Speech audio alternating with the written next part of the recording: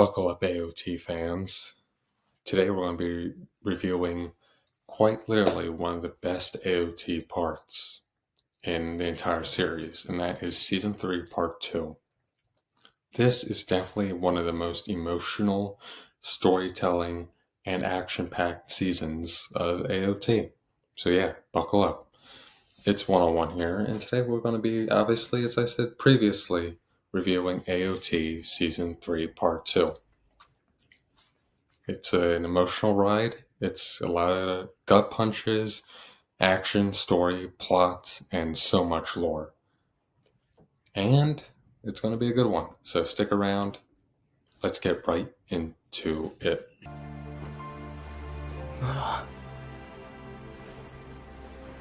向こうにいる敵全部殺せば俺たち自由になれるのか Alright, from the very first episode, this part of the season grabs you by the throat and doesn't let go. We finally get the answers we've been looking for and craving about the world outside the walls, the history of the Titans, and the true nature of Eren's father's basement. The exposition is handled brilliantly, weaving together flashbacks and present-day revelations in a way that keeps you constantly engaged without feeling bogged down. The pacing is phenomenal. There's a perfect blend of intense, large-scale battles against the Titans, and let me tell you, the animation quality during these sequences is breathtaking. Character-driven moments are explored very well, and it explores the psychology and the psychological toll they're fighting for survival. You'll be cheering one minute and reaching for the tissues next because it's just so sad, some of these stuff in this season, which is necessary to get that point across of what is actually going on. Now, the return to action. Part 2 shifts gears significantly by returning to action-packed pacing and action-packed storytelling while still retaining some thematic depths established in Part 1. It picks up immediately after the events of Part 1, where tensions rise as Eren Yeager grapples with his newfound abilities and responsibilities as humanity's last hope against the Titans. The animation quality remains exceptional through this part, except for the CGI Colossal Titan, but that's about it. Wit Studio continues to impress with their fluid animation sequences that showcase both human combat and the Titan encounters. Notable battles include confrontations between Zeke and other formidable adversaries that challenge our protagonist's physical and mental states. It's insane, this part. It's absolutely insane. Character dynamics evolve further in this segment. Relationships deepen between characters like Eren, Mikasa, Armin, Levi, and others who face death every single second. The stakes feel higher than ever before as alliances shift amidst chaos, a hallmark trait of AOT. Moreover, themes explored earlier, such as sacrifice, have come full circle during climactic moments where characters must make the hardest choices in the world for their friends or ideals. These decisions resonate strongly with audiences who have followed these characters since Season 1. And now, the fight for the future. Eren is basically supporting everything. He is the foundation. He is the future, as we know. He's fighting Reiner. He takes on the Colossal at one point. It is all up to him to get the job done. And others must support him, and he must support others. And then we get into Erwin's sacrifice. Erwin, throughout the series, has been the most selfless man and selfless leader we've ever seen in the show. But this season breaks down why. It's because he himself admits that he has been the most selfish person to reach the goal his father and him had. and to explore the truth of this world. He stands upon a mountain of corpses trying to get his answer, no matter how much times he needed to throw someone to the meat grinder. If it was just for an inch of space taken to that truth, he would do it. Now, he is ready to lead a last charge against the Beast Titan. One final hoorah to get Levi to kill him, to kill the Beast Titan.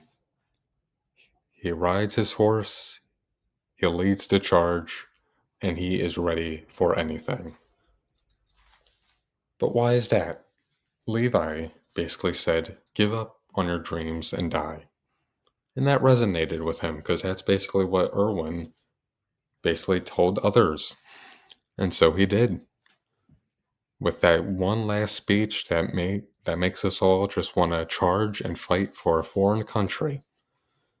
He led his troops. He was that leader. He was the rock which everyone else was built upon. And that's why he is like one of the best, if not the best, AOT character, because he is so awesome at everything he has done. So, yeah, he is the GOAT. He is awesome. And yeah, I'd recommend watching that scene one more time because it makes you just want to stand up and start fighting. But let's move on to what really is the main focus of this season. What is in that damn basement? Was it time travel, as many people suspected? Was it the future, the past? Was it extra dimensional beings? These were all theories before we found out what was in that basement. But no, it wasn't time travel. It wasn't extra dimensions. It was the truth. The truth of what was beyond the walls, and that was humanity. More humanity. Was it good humanity or bad humanity? We did not know. But we found out that it was a key to what the Titans were and what was outside the walls. They were just on an island. Everything we've seen from season 1, 2, and 3 was just on an island off the coast of a much larger continent, which is absolutely insane. And now, when it comes to Grisha Yeager's backstory, he probably has one of the most depressing backstories in the entire show. He was born as an Eldian in one of the main internment zones in Marley. His backstory is marked by several tragic events that lead to his, overall resolve in the story. Let's first go off with the loss of his sister. As a child, Grisha and his younger sister Frey snuck out of the internment zone to see an airship that was flying by. They were caught by Marleyan officers, and Grisha was beaten, and Frey was taken away by an officer who Grisha later learned had her killed by dogs. This event fueled Grisha's hatred for Marley and his desire for the Eldians to rise up and have their great Eldian restoration. Another significant point was his parents. Grisha resented his parents for their subservience to Marley and their acceptance of Eldian's oppressed status in the world. He viewed it as unfair and unright. Next was joining the Eldian Restoration, driven by his anger and desperate need for change - desire for change. Grisha joined a radical group of Eldians seeking to overthrow the Marleyan government and restore Eldia to its former glory. He became a leader within this group, as being one of the main, figureheads. The next point is his marriage to Dina Fritz and the birth of his son Zeke. Grisha met Dinah Fritz, a descendant of the Eldian royal family, and they had a son named Zeke. They heavily indoctrinated Zeke within their ideals of Eldian's restoration, pushing him to become a spy for the cause within the Marleyan military. It did not go good. Zeke's betrayal. At a young age, overwhelmed by the pressure given to him by his parents, Zeke betrayed his parents and the restorationists to the Marleyan authorities. The next significant event is when he was about to be transformed into a mindless titan.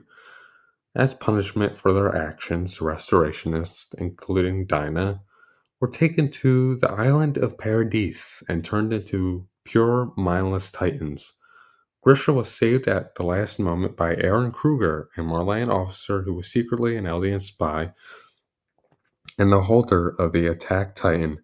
Kruger passed his titan power on to Grisha, tasking him with infiltration and infiltrating the walls on Paradise and stealing back the founding titan. As we know, life within the walls, Grisha infiltrated the walls, posing as a refugee, had lost his memories.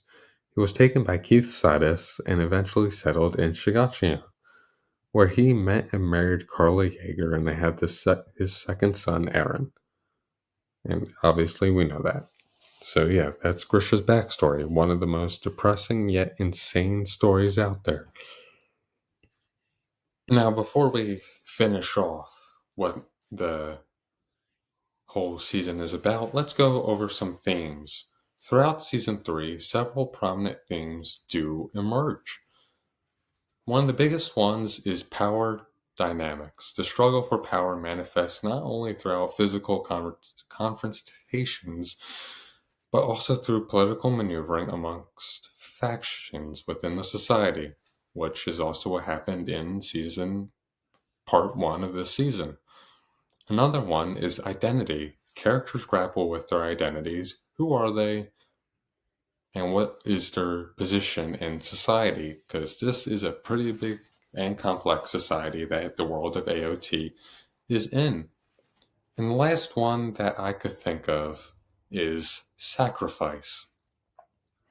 Many pivotal moments involve and surround sacrifice, either by character sacrificing their lives, sacrificing their ideals, but it's always society who wins, I would say, because as we saw in part 1, Erwin's basically gamble sacrificed the old and ushered in the new political sphere.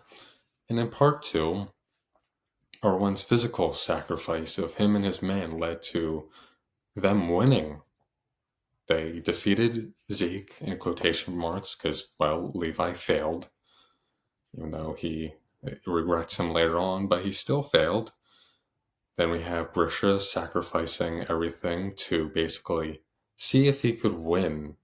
Kruger sacrificing, seeing if he could win.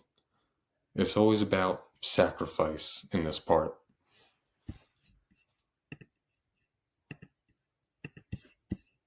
One of the most, I'd say one of the greatest endings to a season in anime history. And that is the ocean. Everything we've been building up in this part, in the last 3 seasons, ends on sadness. Armin, who wanted to go here all of his life, suddenly realizes that it's temporary happiness. Because Eren basically is like, yeah, this is all good, but our enemies are quite literally across this body of water, making a happy moment into one of the most sad, depressing. It's like, yeah, there's no hope right now. This is temporary happiness. We can come here, we could have fun, we could shut out the world, but they're going to be coming for us. There's enemies across all bodies of water, and we are surrounded. And we must be ready to fight. Alright, final verdict. Attack on Titan Season 3 Part 2 is not just a great anime, it's a masterpiece of modern television, and it takes everything that made the previous seasons compelling and elevates it to a whole new level. The answers revealed are shocking and thought-provoking. The action is awesome, it's great, it's fantastic, and the emotional depth is profound. So yeah, that's my review of AOT Season 3 Part 2. It's incredible. I recommend it. And that's it for today. Don't forget to like this video, subscribe for more anime content, and I shall see you later. Signing off. Peace.